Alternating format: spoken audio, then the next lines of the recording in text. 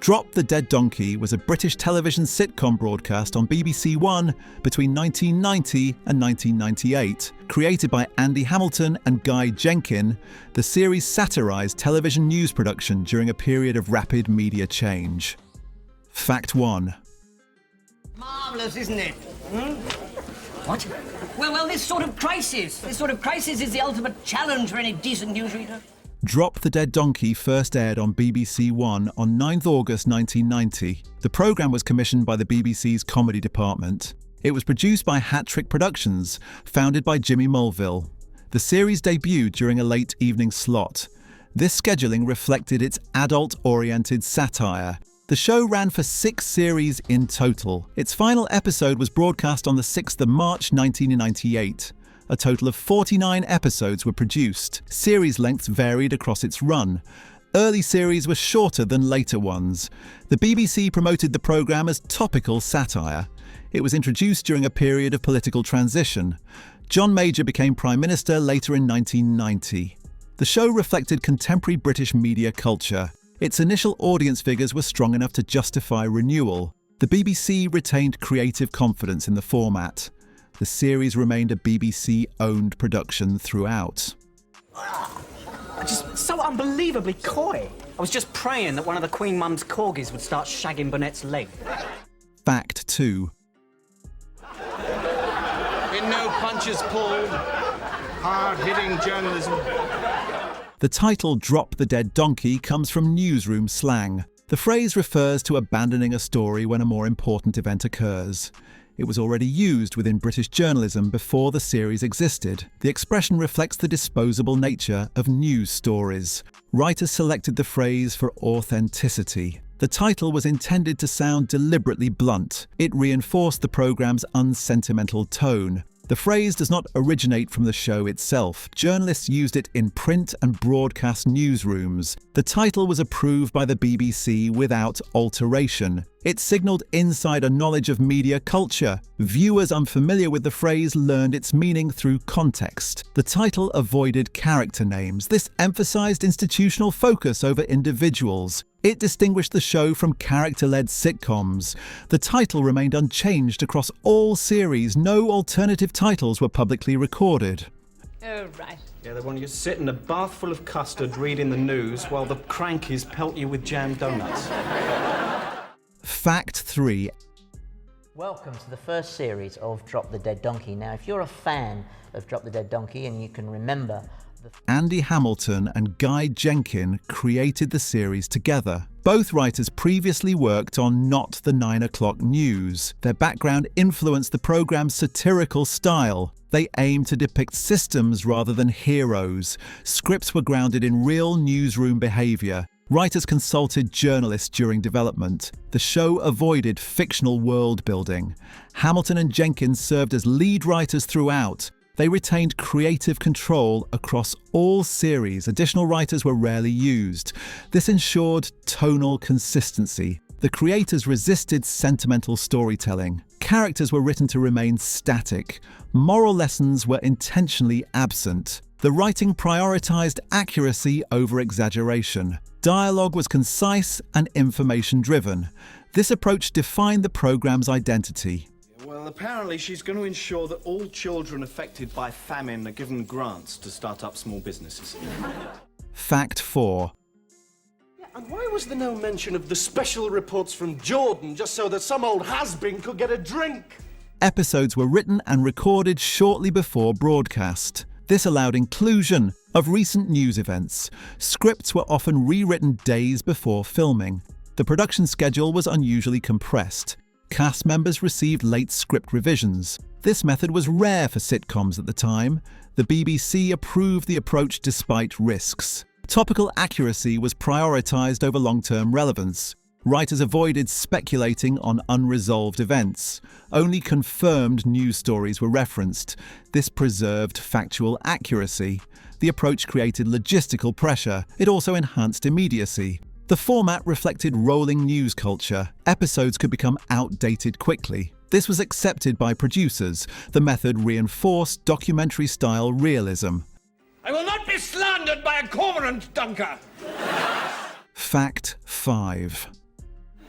You know, I'm not sure Dave is the best person to be showing her around. The series was set at the fictional global worldwide news network. The organisation was portrayed as a commercial broadcaster. It was not based on a specific real channel. This abstraction avoided legal issues. The newsroom represented generic television news culture. Corporate priorities were central to storylines. Management focused on ratings and market share. Editorial meetings framed news as product. The fictional network allowed broad satire. Writers avoided naming real executives. This preserved editorial independence. The setting remained consistent throughout the series. No on-screen exterior building was established. The focus stayed inside the newsroom. This reinforced institutional critique. The network's structure mirrored real organizations. Its fictional nature widened thematic scope. I can see the headline now. Mogul closes news station after employee screws daughter. Fact 6. King of the Anchormen, Henry Davenport. If I may, Gus. Tovarish Chislenko. Drop the Dead Donkey used an ensemble cast. No single character functioned as protagonist. Each role represented a newsroom function. Jeff Rawle played editor George Dent. Stephen Tompkinson portrayed producer Damien Day. Julia Sawalha appeared as reporter Angela Hunter. David Swift played senior journalist Gus Hedges. Ingrid Lacey portrayed researcher Helen Jarvis. Sally Breton played anchor Sally Smedley. Characters reflected professional archetypes. Personal backstories were minimal. Relationships were workplace-based. Characters rarely changed roles. The ensemble allowed shifting narrative focus. Screen time varied by episode. This supported topical flexibility. Casting prioritized credibility. Performances were deliberately restrained. The ensemble remained stable across series. Owe me £50. Hey? I had 2 days in the sweepstakes. Fact 7. I'm sorry, but to make an exception would be unfair. Sally's right. Sally's right. It's a sort of office tradition. Damien Day was portrayed as unethical and ambitious. Stephen Tompkinson played the role throughout the series. The character represented institutional cynicism. Damien frequently manipulated colleagues. He prioritized career advancement over integrity. Writers used him to critique management culture. His behavior reflected real newsroom pressures. Consequences for misconduct were rare. This mirrored organizational tolerance. The character avoided caricature. Tompkinson played him with realism. Damien appeared in every series. He became one of the show's most recognizable figures. Critics frequently referenced the character. His presence provided thematic continuity. The role avoided redemption arcs. This reinforced systemic critique. Jockstrap? It's Gus's nickname. Well, why do you call him Jockstrap? Because he's full of bollocks. Fact 8. Tess provides us with, have you got any Yorkshire in you? Well, would you like some? The series was filmed at BBC Television Centre. A permanent newsroom set was constructed. The set reflected late 1980s broadcast design. Open-plan layout enabled ensemble scenes. Camera work was deliberately static. Directors avoided visual stylization. Lighting was functional rather than dramatic. This mirrored real studios. Minimal exterior footage was used. Most scenes occurred indoors. Editing was straightforward and restrained. The show relied on dialogue. Studio audiences were present during filming. Laughter was recorded live. No canned laughter was added. The production style supported realism. Visual consistency was maintained throughout. I don't understand is how everyone seems to know who fancies who. Well, it's obvious, really. I mean, for example, the way you fancy Helen. Oh, don't be so silly. Fact 9. Tarty himbos. I mean, what would you do if I turned up in the office dressed up like this? Throw up.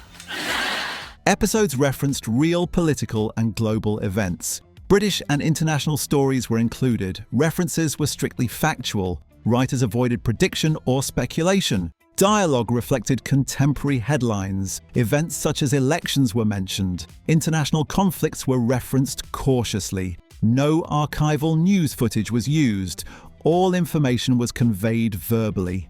This avoided copyright issues. It also maintained fictional integrity. Episodes sometimes aged quickly. This was accepted as a trade-off. The show documented media response rather than events themselves. News handling was the focus. Accuracy was prioritized at all times. The method preserved credibility. Come on, move! George, now, I'm not one to complain. Oh, yes, you are. Fact 10. I've got Damien's mum's home movies. But this is private. We shouldn't really watch this. The series examined journalism ethics. Accuracy versus speed was a recurring issue. Privacy concerns were frequently depicted. Sensationalism was criticized indirectly. Editorial compromise was shown as routine. Characters debated news value pragmatically. Moral certainty was absent. Ethical breaches were often normalized. This reflected real institutional pressures. The show avoided moralizing conclusions. Failures were not corrected by narrative resolution. The satire targeted systems. Individual blame was secondary. These themes aligned with academic critiques. Media studies later referenced the program.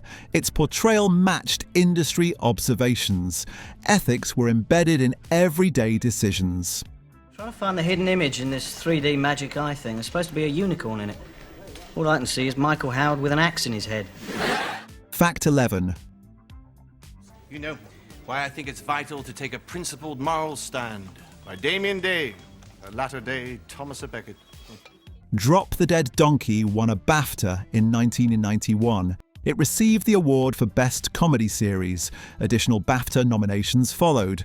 Recognition focused on writing quality. The Royal Television Society also acknowledged the show. Critics praised its restraint. Reviews highlighted realism over humour. Some audiences found it demanding. The programme was respected rather than widely popular. It influenced later satirical formats. Awards reinforced its credibility. The BBC promoted its critical success. Academic attention increased after broadcast. The show appeared in media studies curricula. Its reputation stabilised over time. It remains critically respected. Recognition was sustained across series. Error of judgment. I was merely trying to expose how criminally easy it is to smuggle weapons-grade plutonium out of one of our nuclear installations. Fact 12. Damien, they had to evacuate Great Yarmouth. The series used minimal music. Andy Hamilton composed the theme tune. The theme was brief and understated. No incidental music was used within episodes. Silence and dialogue carried scenes. This mirrored newsroom environments. Sound design avoided emotional cues. Laughter was audience-driven. No audio prompts guided reactions. This distinguished it from studio sitcoms. The approach supported documentary realism. Music did not signal jokes. Timing relied on performance. Sound consistency was maintained. The absence of music reinforced neutrality. This choice aligned with factual tone. It became a defining feature. She's suing us for £300,000 for mental distress brought on by an unreasonable workload. Fact 13. So, do you accept that a rescue program is impractical? Well, something has to be done. Otherwise, housing will soon become available at knockdown prices. Episodes were largely self-contained. Long-term story arcs were avoided. Characters rarely referenced past events. This allowed topical flexibility. Viewers could watch episodes independently. The format mirrored daily news cycles. Change was temporary and reversible. Relationships reset between episodes. This resisted conventional sitcom development. The approach prioritized commentary. Narrative closure was minimal. Endings were often abrupt. This reflected broadcast news structure. The show avoided cliffhangers. Continuity errors were minimized. Structural consistency was maintained. This format supported realism. We'll witness the usual circus of speculators jostling to get their noses in the trough. Fact 14. Well, I don't suppose Rodolfo's that keen to see his latest creation pressed against the windscreen of a lorry driver's cab. The series was released on VHS in the 1990s. DVD box sets were later issued in the UK. Releases contained few bonus features. No commentaries were included. Archival material was limited.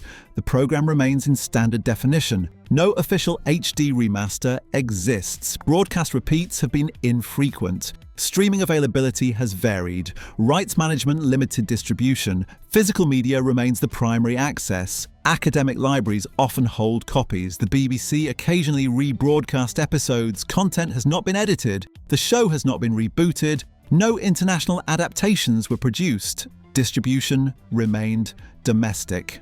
Surely the lowest of the low get paid more than a couple of hundred. I'm not getting drawn into this. My financial affairs are none of your business. Fact 15. Don't suppose he'd fool anyone with half a brain in his head. Drop the Dead Donkey reflects pre-digital news culture. It depicts journalism before social media. News cycles were slower but competitive. The show captured institutional norms of the 1990s. Writers documented observable behaviour. Satire relied on immediacy. The absence of hindsight preserved authenticity. The programme avoided nostalgia. It remained focused on contemporary critique. Media scholars reference it historically. It provides cultural context for the era. The show bridged satire and realism. Its influence was indirect. It remains a record of media practice. British television history includes it as transitional. Its restraint distinguishes it. The series retains academic relevance. Its factual grounding endures.